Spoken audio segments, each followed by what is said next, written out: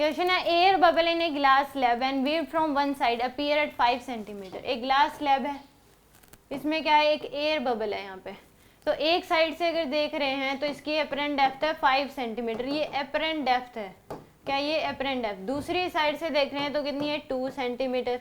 तो ये बतानी है कि थिकनेस ऑफ द स्लैब क्या है। तो यहाँ से यानी कि इस केस में इसकी थिकनेस मान लो कितनी है, एल है। थिकनेस कितनी है इसकी, एल है मान लो। तो यहाँ से अगर यहाँ से देख रहे हैं तो 5 दिखाई दे रही है, यहाँ से देख रहे हैं तो कितनी है 2 दिखाई दे रही है। तो मान लो एक्चुअल में अगर इसकी जो लेंथ है यहाँ पे है बबल, तो एक्चुअल में लेंथ यहाँ से कितनी होगी, मान लो x होगी। तो ये कितनी आ गई एक्चुअल लेंथ इसकी l माइनस एक्स दूसरी साइड से देखने पे।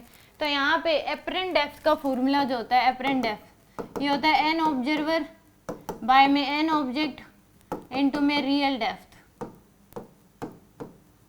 ये होती है आपके पास। तो अपरेंट डेप्थ एक साइड से अगर देखोगे तो 5 सेंटीमीटर है, n ऑब्जर्वर यहाँ तो एयर है 1, n ऑब्जेक्ट इसका जो रिफ्रैक्टिव इंडेक्स है वो कितना दे रखा है 1.5, तो आ जाएगा 3/2, 2 ऊपर ले जाओ। रियल डेप्थ कितनी है, x है।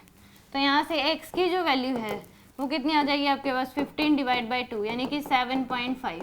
ये तो आपके पास आ गई एक्चुअल लेंथ, दिख कितनी रही थी 5। अब दूसरी साइड के लिए और लगा दो। तो यहाँ से अगर देखोगे तो जो रियल अपरेंट डेप्थ है वो कितनी है आपके पास 2 centimetre, n observer 1 divide by में 3/2 यानी कि 2 पर इंटू में क्या हो जाएगा l माइनस एक्स, ये इसकी एक्चुअल में। तो यहाँ पे 2 इक्वल टू 2/3 इंटू में l माइनस एक्स, एक्स की वैल्यू है 7.5, तो आ जाएगा 2 इक्वल टू 3 इधर ले आओ ये 3, तो 2l माइनस का 2 इंटू में 7.5, तो आ जाएगा 6 इक्वल टू 2l माइनस का 15 आ जाएगा ये।